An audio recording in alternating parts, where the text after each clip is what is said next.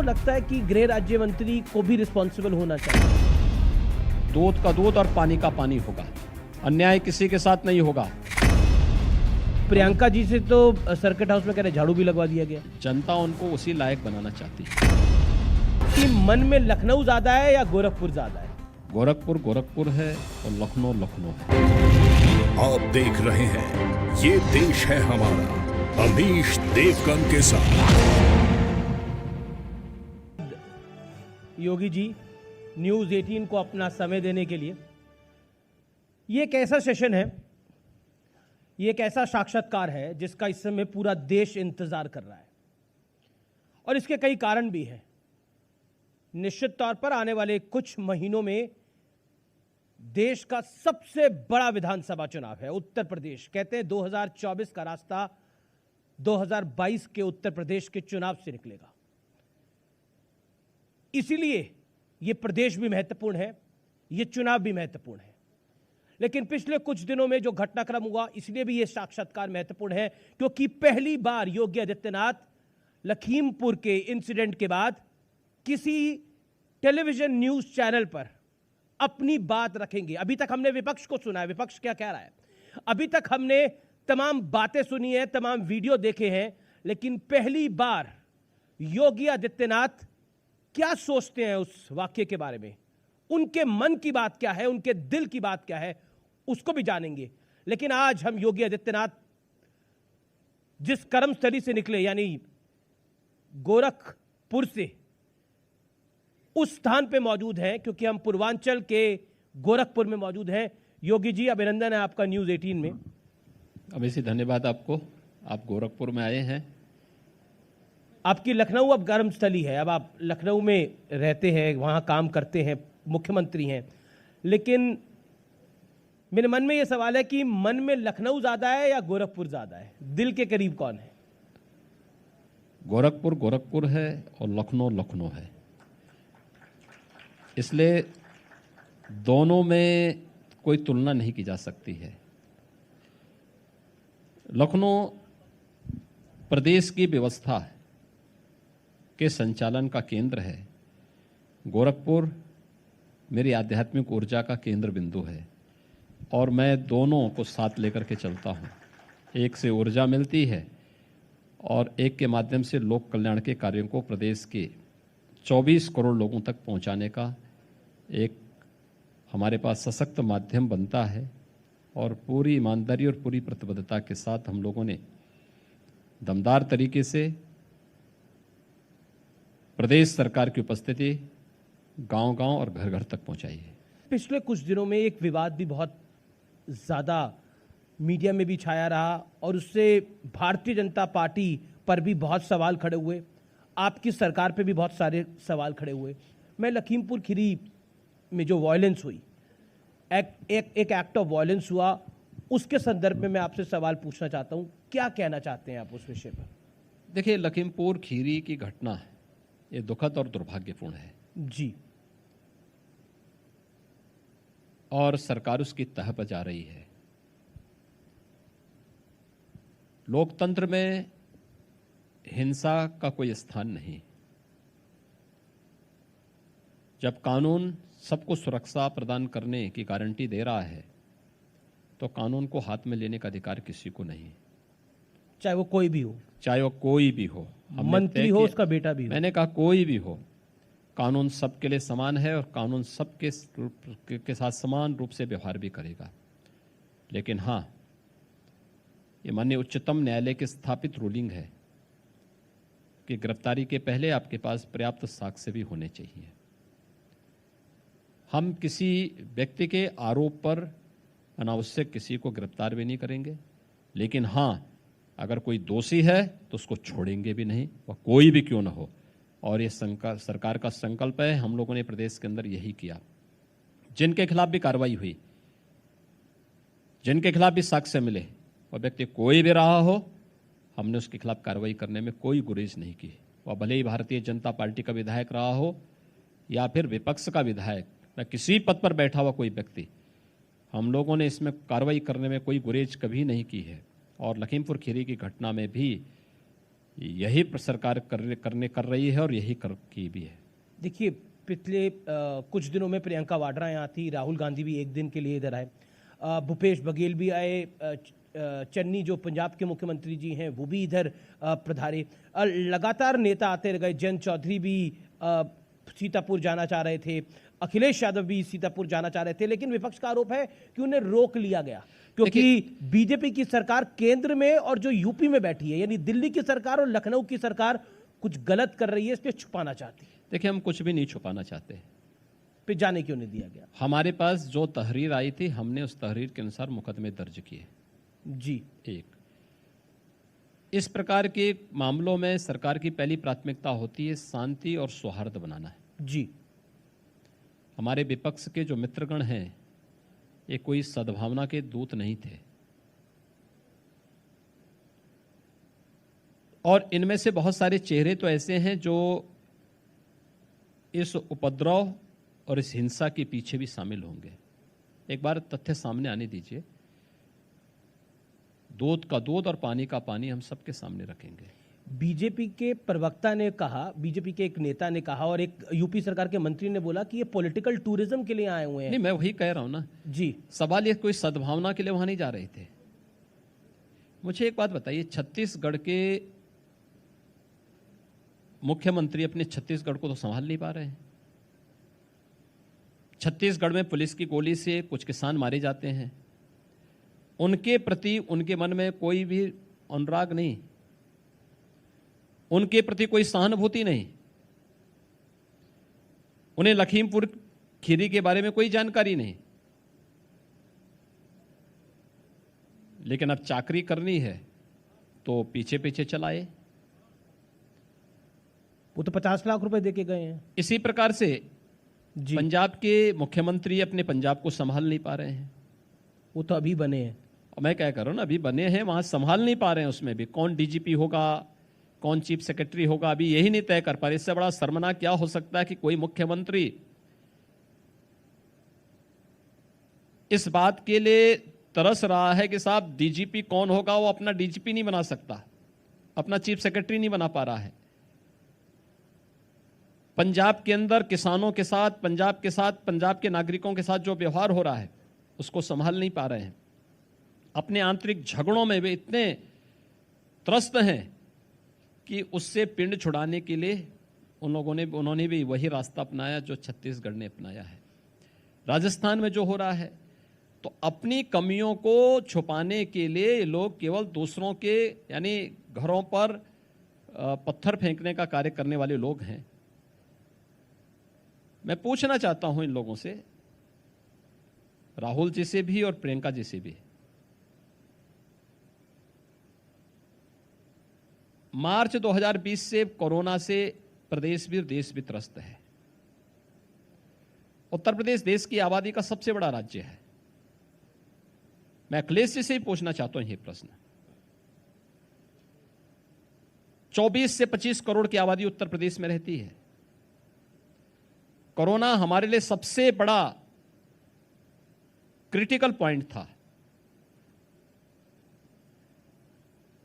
क्योंकि इतनी बड़ी आबादी जी, और हम ये भी जानते थे कि इस महामारी के बाद जो पलायन होगा अन्य राज्यों से, उत्तर प्रदेश उससे सबसे ज्यादा प्रभावित होने वाला है।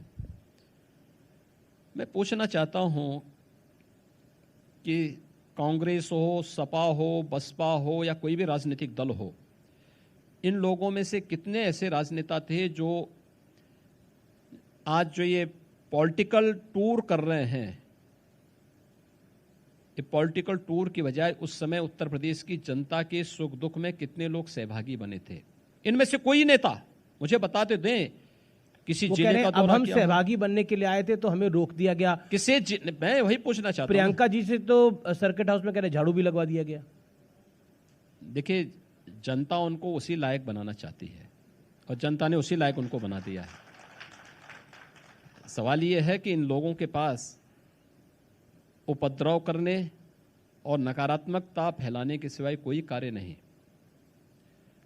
कोरोना कालखंड में इनके किसी के दर्शन नहीं हुए। उत्तर प्रदेश में जब हर व्यक्ति जीवन और जीविका के बीच में जद्दोजहद कर रही थी, जी, तब केंद्र और प्रदेश सरकार ही उनके साथ खड़ी थी। भारतीय जनता पार्टी का कार्यकर्ता ही उनके साथ खड़ा था। तब इन राजनीतिक दलों के या इनके नेताओं का या इनकी स्वयं की उपस्थिति कहीं नहीं थी, जीरो थी। और ये मार्च 2020 से लेकर के मैं कह सकता हूं कि अक्टूबर 2021 के बीच में भी यही स्थिति थी। लेकिन अचानक उनकी नींद खुली, उनको लगा कि लखीमपुर खीरी एक बहाना है, लेकिन ऐसा नहीं हो पाएगा। उत्तर प्रदेश की लेकिन जनता, क्या आपको लगता है, उत्तर प्रदेश की जनता, देखिए सरकार की प्राथमिकता होती है शांति और सौहार्द बनाना। पहले सरकार ने वही किया। ये किसी इस सद्भावना के दूत नहीं थे, ये दुर्भावनापूर्ण तरीके से वहां पर विद्वेष और वहां पर आपसी वर्ग संघर्ष की स्थिति पैदा करना चाहते थे, जो हम प्रदेश के अंदर नहीं होने देना चाहते थे और कतई नहीं होने देंगे। तीसरा, इन लोगों के जाने के बाद पब्लिक की जो प्रतिक्रिया थी, पीड़ितों की जो प्रतिक्रिया थी, ये भी आपने देखा होगा। सबने बहुत तीखी प्रतिक्रिया व्यक्त की थी कि सरकार ने हमें मदद की है, सरकार के कार्यों से हम पूरी तरह संतुष्ट हैं, कृपया हमारे मामले में राजनीति न की जाए। ये पीड़ित परिवारों ने स्वयं कहा या सभी पक्षों ने इस बात को उनकी दलील थी, मैंने सवाल पूछे उनसे भी, उनकी दलील थी कि हम तो दुख बांटने के लिए जाना चाहते थे। किसी के यहाँ मौत होती है तो दुख बांटने जाया जाता है। अगर हम मदद करना चाहते हैं यूपी के अंदर लखीमपुर में कुछ, आपके सवाल वाजिब हैं। कवर्धा में जो जिसे कहते हैं एक धार्मिक संघर्ष हमें देखने को मिल रहा है छत्तीसगढ़ के अंदर, वो एक बड़ा इंसिडेंट हुआ है, उसमें कोई दो राय नहीं है। लेकिन उनका कहना था कि अगर हम लखीमपुर में किसी की मदद कर रहे हैं तो बीजेपी वालों को तकलीफ क्यों हो रही है? नहीं, सवाल यह है कि आप अपने कवर्धा को क्यों नहीं संभाल पा रहे हैं? क्या वहां सहानुभूति व्यक्त करने के लिए गए? जिन किसानों को गोली से वहां भूना गया छत्तीसगढ़ में, क्या उनके साथ ये कभी खड़े हुए? उनके साथ तो कभी नहीं खड़े हुए। पर यहाँ आप जानते हैं प्रियंका वाड्रा हैं और प्रियंका वाड्रा महासचिव हैं, एक ये भी कारण हो सकता है। सिद्धू भी आ रहे थे, ये लोग 1000 गाड़ियों के साथ कोरोना काल खंड में भी आ सकते थे।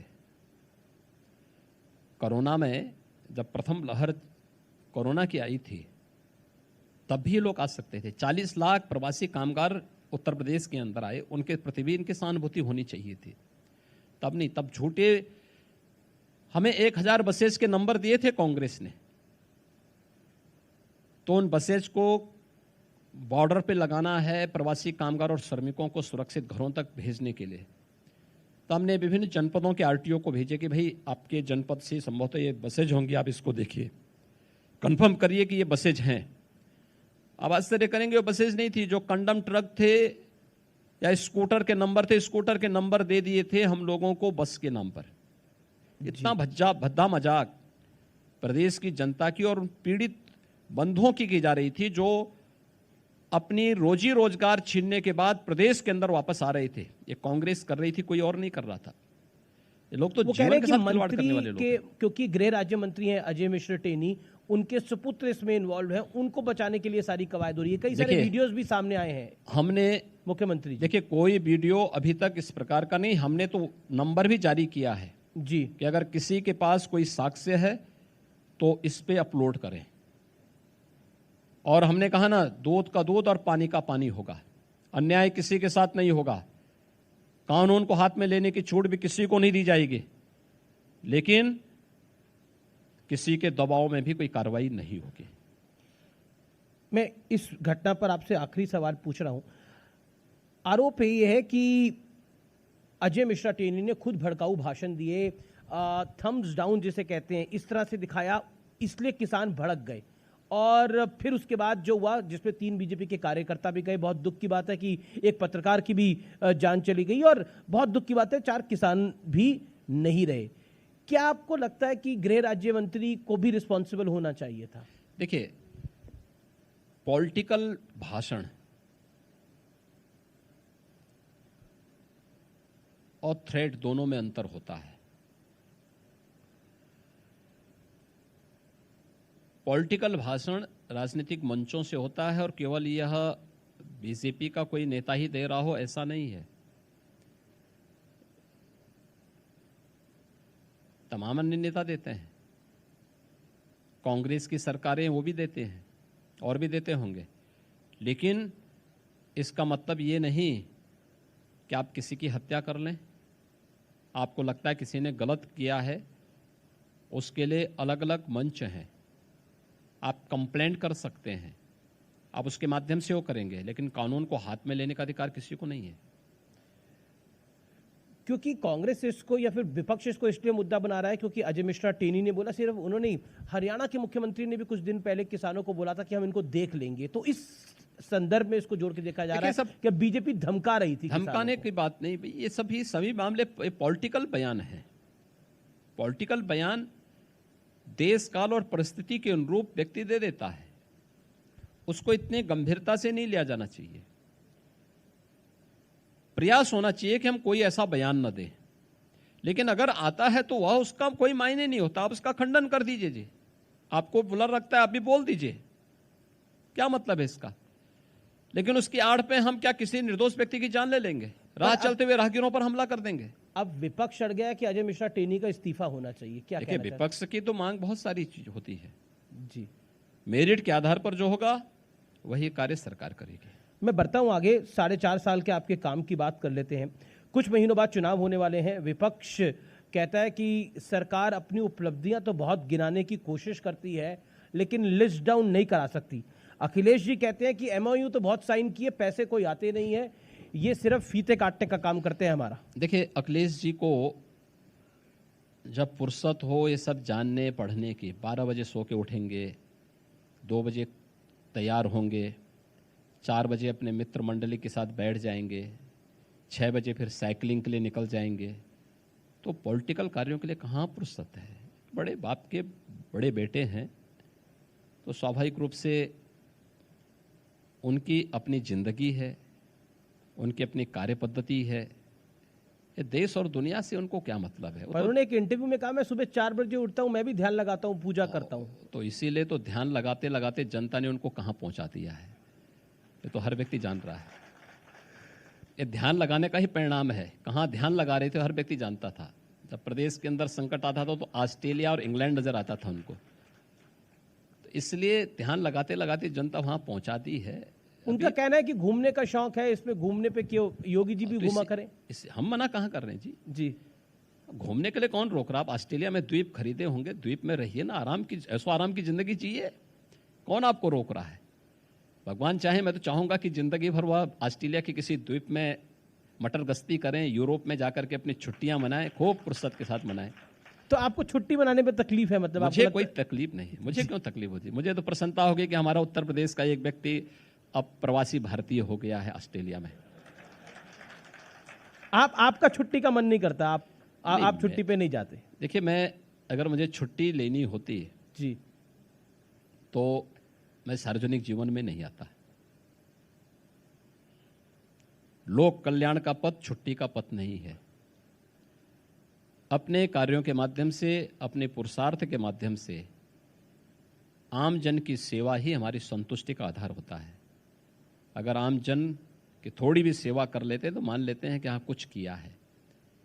व्यक्तिगत जीवन हमारा कुछ भी नहीं होता है, कोई मायने नहीं रखता है, और न हम व्यक्तिगत जीवन में कोई भी इस प्रकार की चीज़ों को कोई इस प्रकार का स्पेस रखते हैं।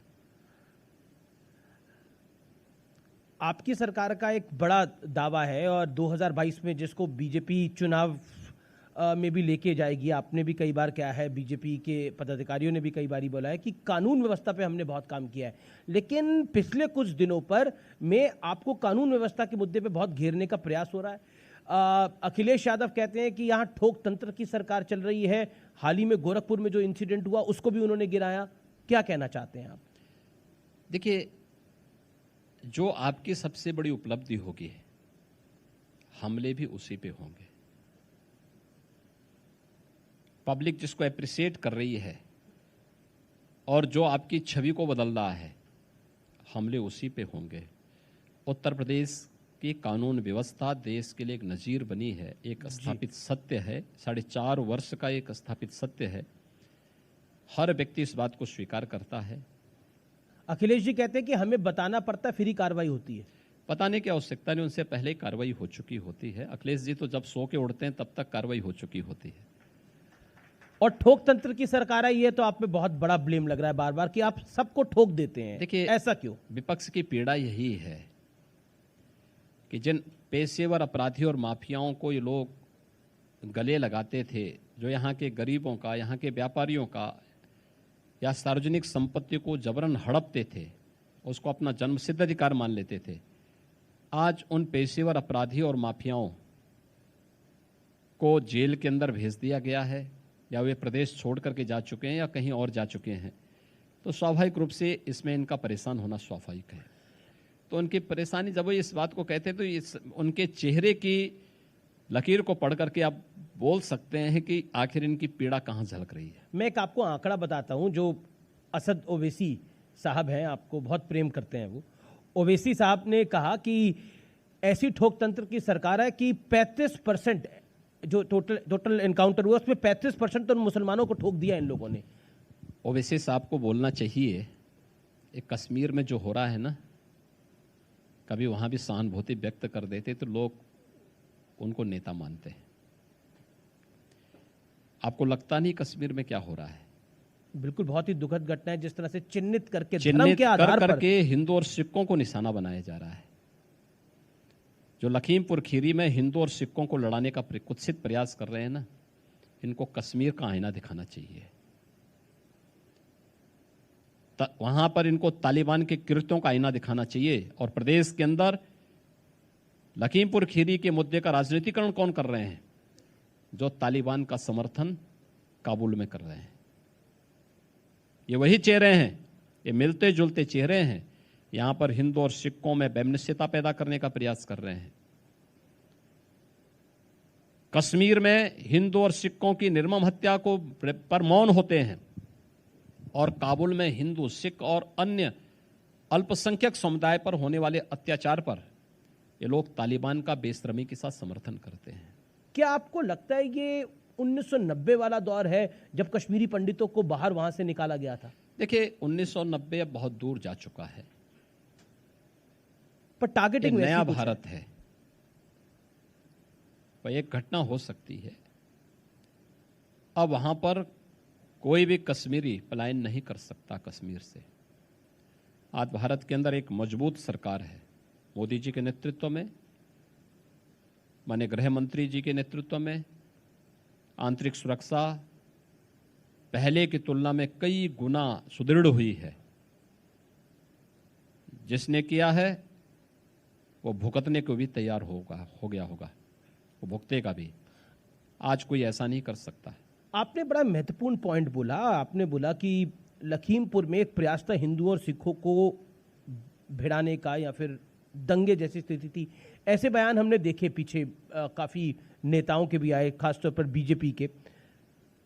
क्या आपको लगता है कि ये एक ढांचा है जिसके इर्द गिर्द घुमाना चाहता है कोई?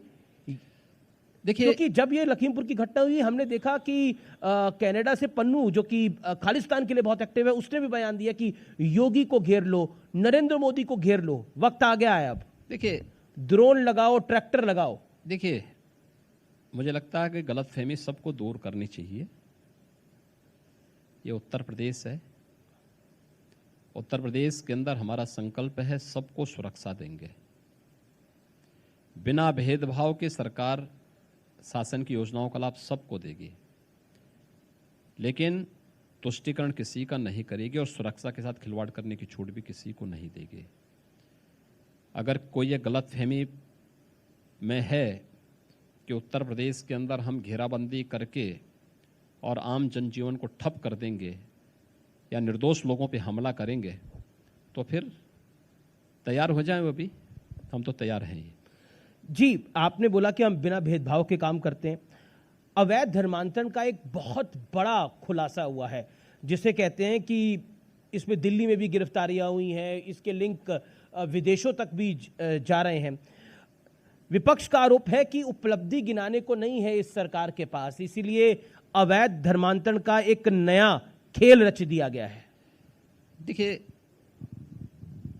ये प्रदेश की सुरक्षा एजेंसियों, जी, जो एजेंसियां प्रदेश की 24 करोड़ से 25 करोड़ की आबादी को सुरक्षा की पुख्ता व्यवस्था कर रहे हैं, उनकी कार्यपद्धति में प्रश्न खड़ा करना है। विपक्ष के पास मुद्दा नहीं है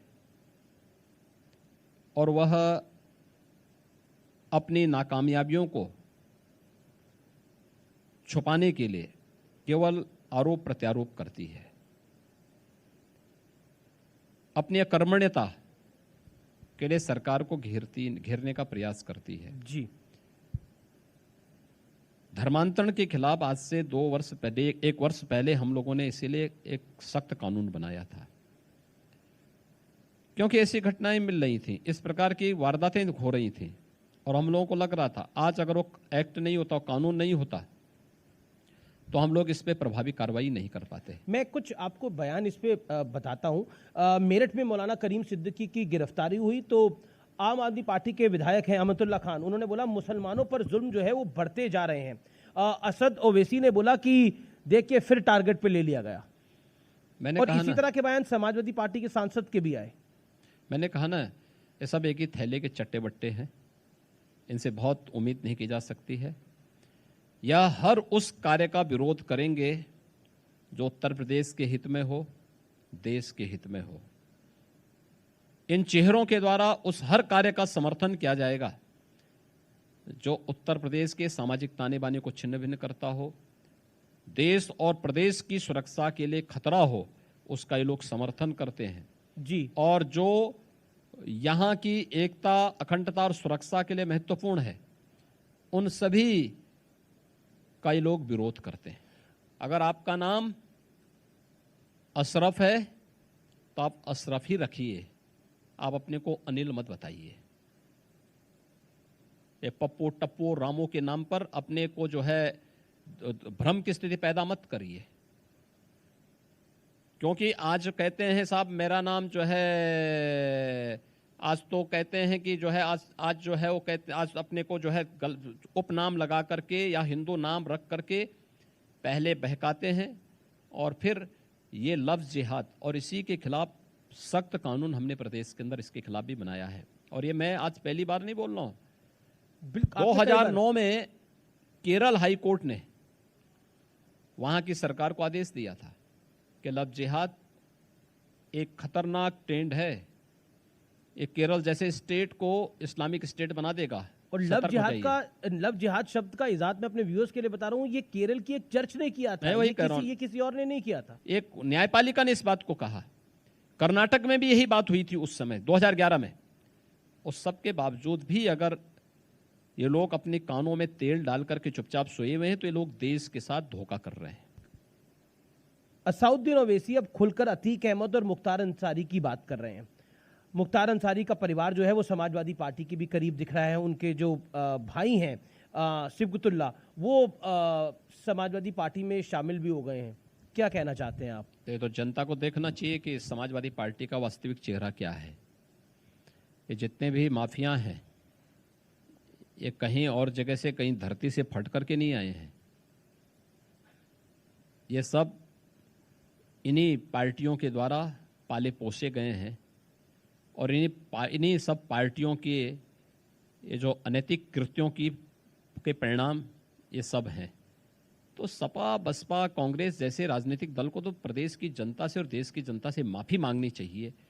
इनके कारण से प्रदेश के अंदर या देश के अंदर तमाम लोगों को परेशान होना पड़ा है, तमाम घर उजड़े हैं, तमाम सार्वजनिक संपत्तियों पर इन माफियाओं ने कब्जे प्रारंभ किए और अपनी अनैतिक संपत्ति बनाई और उसके नाम पे लोग कॉमन मैन का, व्यापारियों का, नागरिकों का जीना हराम करते थे।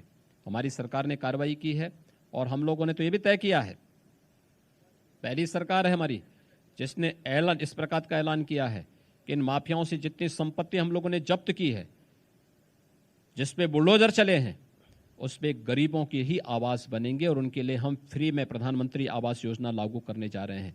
कितनी बड़ी स्कीम, लाखों गरीबों को हम आवास देंगे। एक सवाल, ये आजम खान हो गए, मुख्तार अंसारी हो गए, अतीक अहमद हो गए, ऐसा लगता है कि योगी आदित्यनाथ जी की उनसे पर्सनल दुश्मनी है? मेरी किसी से पर्सनल दुश्मनी नहीं, मेरी किसी से कोई व्यक्तिगत दुश्मनी नहीं। मेरा अगले वर्ष, ये देखिए आज से 4.5 साल पहले तो कितने मतलब इनकी दबंगाई चलती थी, आपने समाप्ति कर दी है पूरी तरह से। देखिए मैं पिछले 25 वर्षों से, यानी मैं अगला वर्ष मेरा 25 साल हो जाएंगे सार्वजनिक जीवन के, 25वां वर्ष मेरा अगला वर्ष होगा। और 25 वर्ष में मैंने किसी को भी राजनीतिक रूप से अपना दुश्मन नहीं माना है, किसी को नहीं माना है। उत्तर प्रदेश का सौभाग्य है कि राम और कृष्ण यहां जन्म हुए, ये उनकी लीला भूमि भी है। और मर्यादा पुरुषोत्तम भगवान श्री राम और श्री कृष्ण के प्रति जिस प्रकार की टिप्पणी 2005 में सुप्रीम कोर्ट में अपने शपथ पत्र के माध्यम से कांग्रेस सरकार ने दिया था, क्या ये उत्तर प्रदेशवासी भूल जाएगा कांग्रेस के इस कृत्य? जब ये देश से बाहर जाते हैं तब भारत की निंदा करते हैं, क्या इनके इस कृत्य को भूल पाएंगे? तो मेरे प्रति बोल रहा है तो कौन बुरी बात? जो राम और कृष्ण को नहीं छोड़ते हो योगी के खिलाफ बोलें तो उसमें कौन बुरी बात है?